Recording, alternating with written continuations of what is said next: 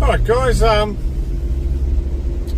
we're very close to entering the car park at Fourth Hill,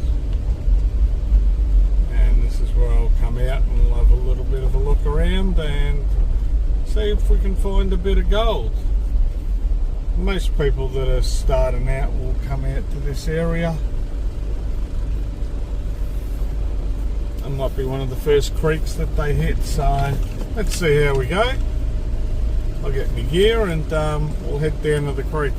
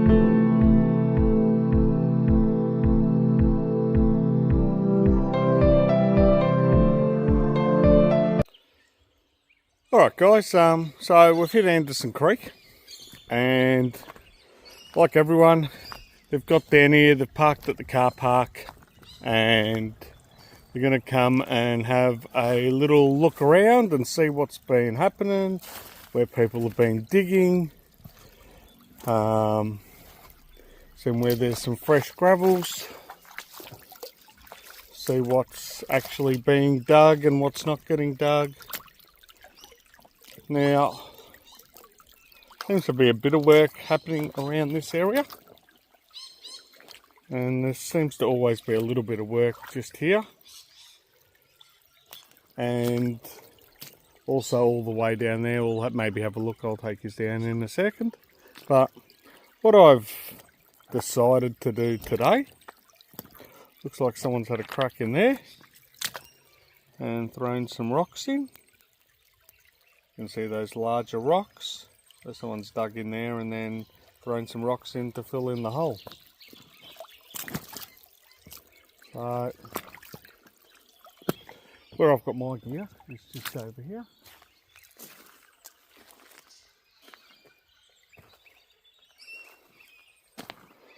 And what have I picked here? I'll explain my reasoning behind this spot. And I may not just dig just there, I may dig up a little bit over here as well. But you can see the creek's coming from this direction that I'm facing now. It's reasonably narrow. and then just here it widens right off. Inside bend is along there, so along this side of the creek, going around all the way, following all that up there. So, and there are some large big pieces of bedrock up here as well that are permanently there. A lot of people go crevicing around those things. So my thinking is, this area here, I haven't really seen too many dig, but I'm seeing some large rocks. I'm seeing some rocks that, like this one here. I'm seeing some nice gravels. I reckon this is going to be fairly hard packed. And what I'll do is I'm going to dig this area out just here first. I may do a test pan, but I think I'm going to have to get in fairly deep as well.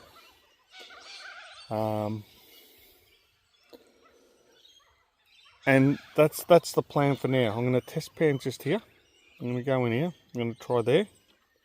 If that's no good, I can see there's some gravels and there's no diggings there. I can see some more gravels along this edge. Reason why I'm going along the edge rather than starting in the middle. People talk about low pressure and drop off areas and all this sort of stuff. And what are you going to think about?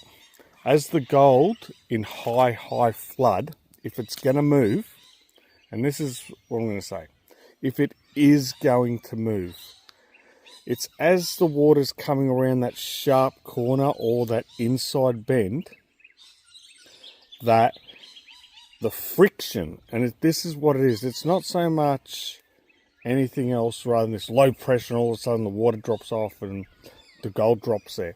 It's the friction that as the gold's travelling around that corner, it's all trying to get around the corner as fast as possible with the fastest flow. The friction is actually what's letting it drop out. There's some large rocks here. I'm hoping if I get down a bit, there should be some gold. Let's see what happens. And yeah, let's see. I'll do a couple of test pans. We'll see what comes out.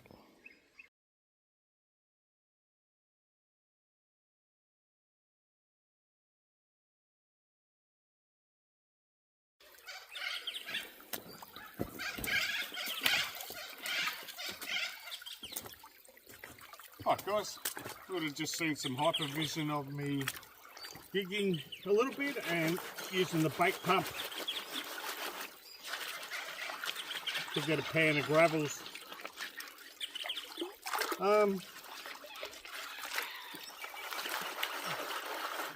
The ground, personally, the ground wasn't as good as I'd hoped. Wasn't hard packed like I was wanting. So, we'll see what comes out, but I'm not expecting too much, to be honest. Now, one thing you want to do is, once you screen those gravels, you want to agitate the pan in different directions. You want to swirl it. You want to tilt it with the angle of that pan, making sure the lowest point is that where the bottom of the pan and the edge where the riffles are. Now I spoke about this dot, or this hole. I said you put your thumb on it. You put your left thumb on the Minelab dot. That way you always know the large riffles are facing towards the front. So you can go backwards and forwards, side to side. You want that gold to get down to the bottom. Using the angle and the water itself, because that takes the weight out of the pan, makes it a lot easier on you. You just stratify that stuff along, agitate it. By agitating, what it does, it liberates the gold from the clay and the gravels and lets it sink to the bottom. Once you've done that for a little bit, You're just simply lifting your pan up and down. Nothing more. You're not trying to tip the gravels out. Once you've done that, you're always watching this back part of your pan and to see if there's any, especially if you've got a lot of concentrates like heavies, a lot of ironstones, a lot of black sand, the gold can sometimes sit at the top. Once you've got it down and most of those larger stuff is gone, tip your pan back flat, same thing, agitate it, same deal, tilt the pan, use the pan angle, use the pan itself to help your pan, take the weight out of it, and then once again just slowly up and down.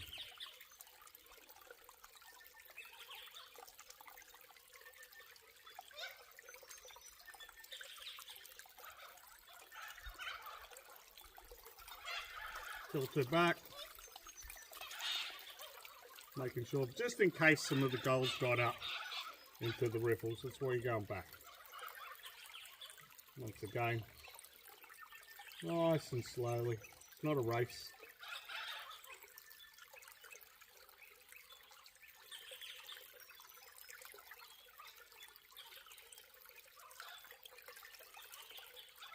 Once you've done that,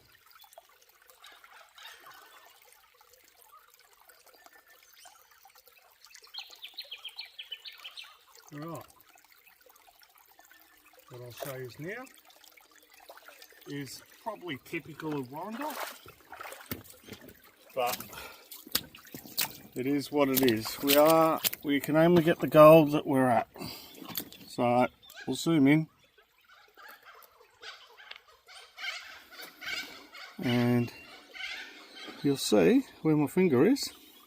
There's a little bit of gold there and there's a few other little specks. So nothing big, but it is only the first test pan. Let's see what happens on the next one.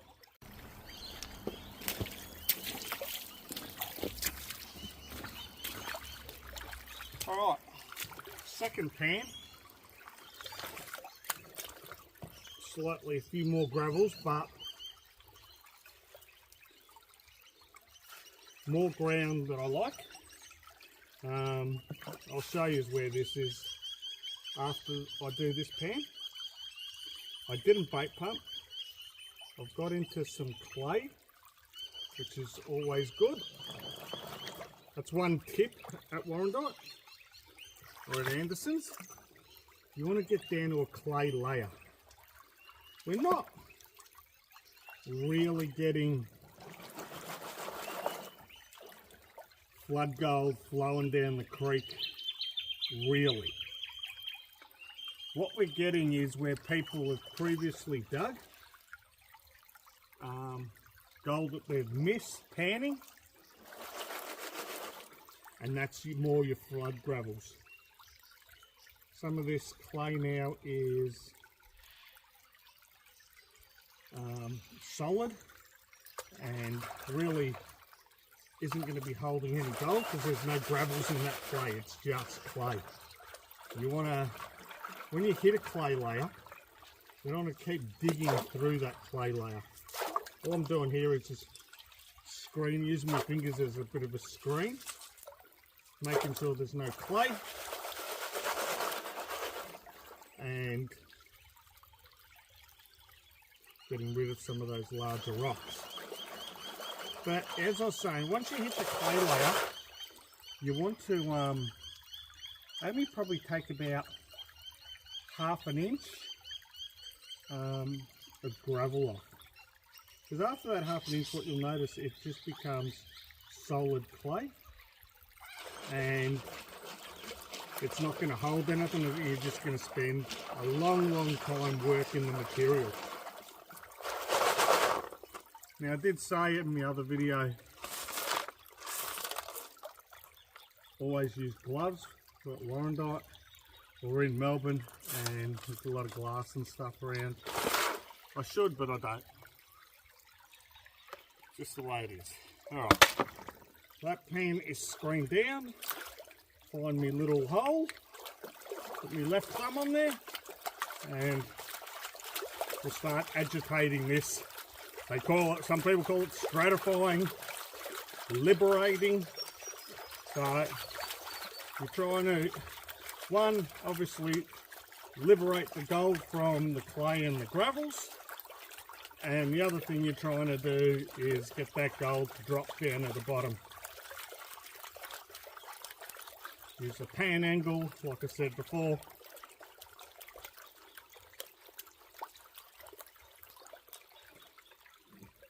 Once you're happy, you've been doing that for a little while, flush. Because what happens once you stop agitating, the heaviest stuff gets fairly compact. You'll be surprised.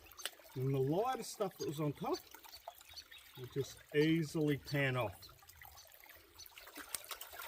Get it flat again.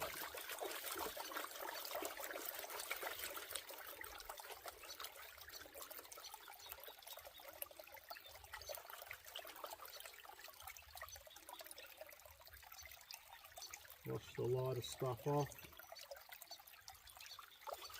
Now see how often a lot of people as well not have screens. They're starting off and all they've bought is a pan. You need a screen. It will help, it will speed the process up immensely.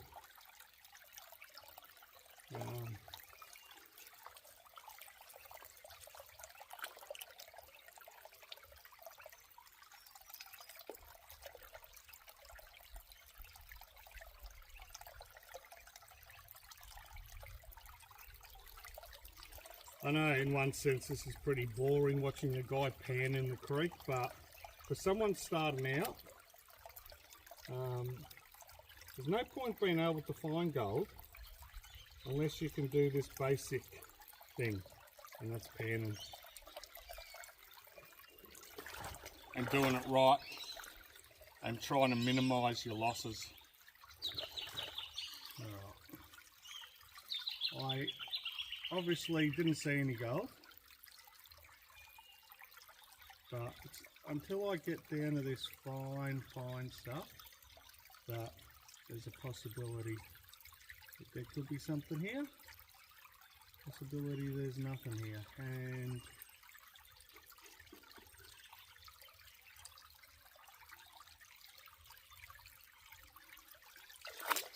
once again, just a little bit of gold, nothing exciting, but it's typical for here. Let me just spot it so I can put my finger on it, and I'll zoom in again. And fingers is spinning the camera around, but just there's a little tiny speck.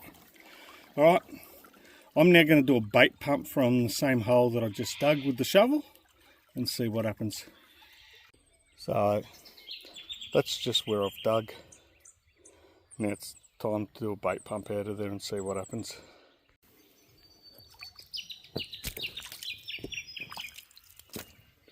Right guys, so what I first dug was just over there. I've come up about 3 or 4 metres where I did that other pan. Just going to reach in here and grab some of the larger rocks, and having the pan close by, put it just in front here so it's nice and close. I'll just angle this water away in the pan. The riffles are actually facing that section there.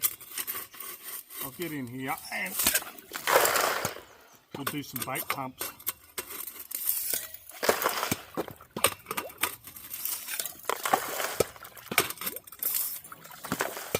And this is why I say bait pumps are not essential, but it's something that's going to definitely come in handy. It's something that, and the reason I said not essential at the start is just make sure you're going to want to do this. Once you start, a bait pump's going to cost you about as much as the Mine Lab panning kit, unless you get one second hand from Facebook or something like that, or Marketplace.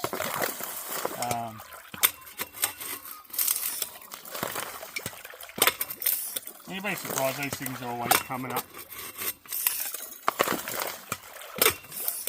So what the bait pump's doing is just sucking the gravels, and what this helps with, especially if you've got solid clay like I was getting into, this will suck up that looser clay with the gravels in there, and the solid clay, unless I really punch into it really deep, won't come up. The other thing this is doing is draining the hole and letting me have a look a little bit at what's going on here. Even though it's filling up fairly quickly. Now I can get in here and get rid of some more of these gravels or larger rocks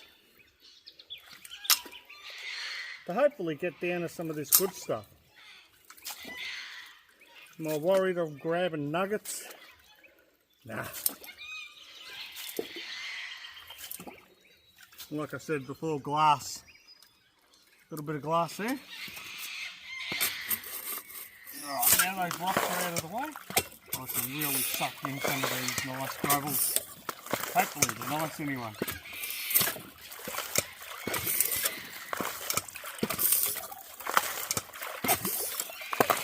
Now when you're bait pumping as well, you want to use screens. The screen just helps you not blow anything out.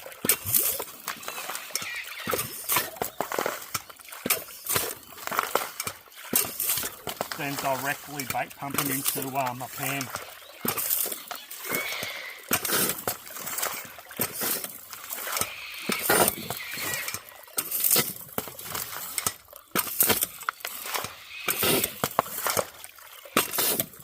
Definitely running out of ground, but that's it. I'll set yours up over here and we'll do this pan, and I think that's probably going to be long enough for this video, but let's see what comes out of the pan.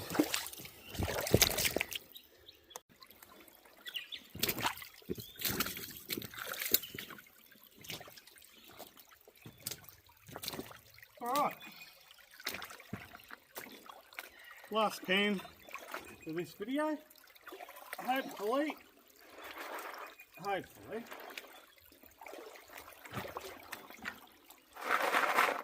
can show you a little bit more colour.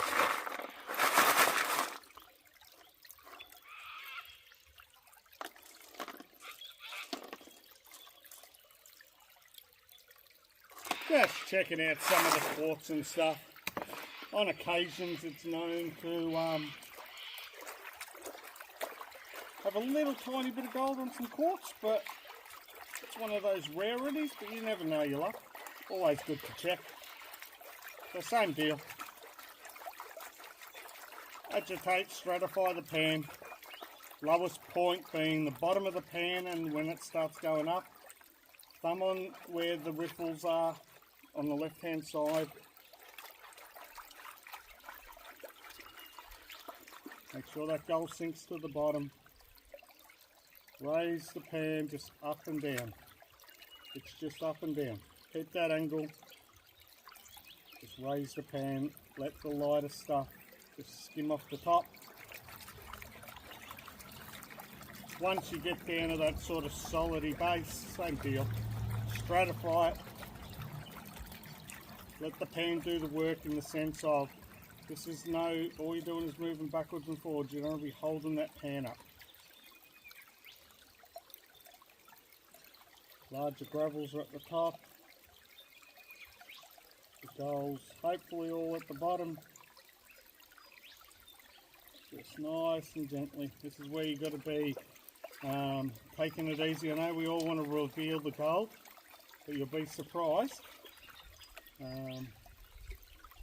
how much you can lose. Now, a lot of times what I say is when you get down to about this level and you're down to those finer gravels, if you've got a larger bucket or something, or a basin, bring it down to the creek with you, use it to pan into. And all this stuff that you not the biggest stuff, not the big rocks, but all the small stuff like this. Take that bucket home and play with it at home. That way, you can see how good you're panning at the creek. If you just don't have the time as well to pan at the creek, it can pay to just take these very fine stuff home and don't do the final panning. Alright, what I am seeing is a little bit of gold, but what I'm also seeing, which I'm very happy with, is some lead. Just take those bits of lead out. When I'm saying gold, it's because it's a little bit bigger than that I've been showing you so far. Not a great deal bigger. I wish it was as big as the lead I just pulled out of there, but a little bit.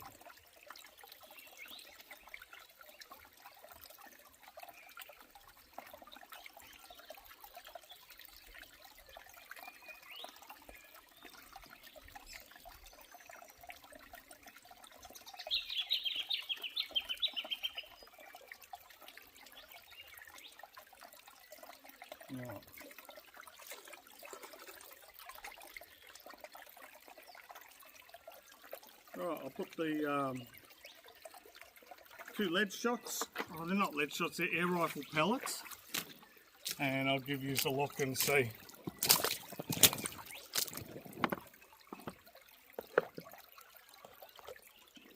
Alright, so not a great deal of gold, but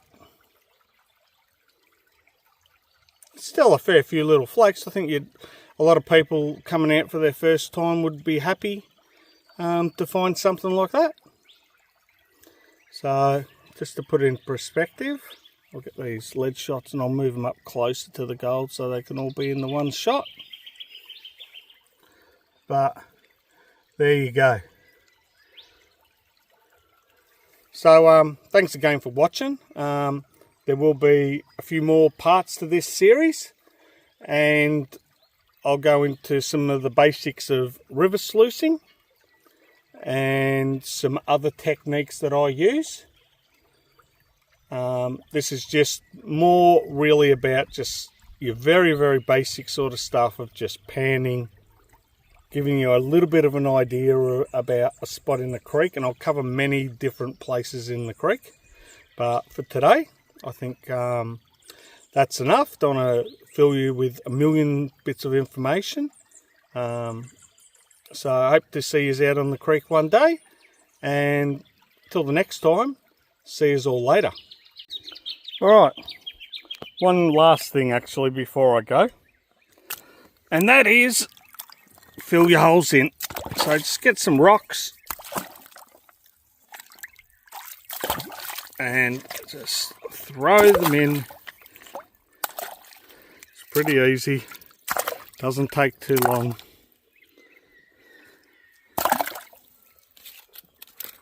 Plenty of rocks in the creek. As you can see, that's pretty much done. Alright, very, very simple just to fill in your holes if you really wanted to, like here. These are some of the rocks that I was pulling off the side of it before. And guess what? Now, someone comes along, they're not falling in your hole. The creek's returned to close to the way you found it, and you're done. Alright.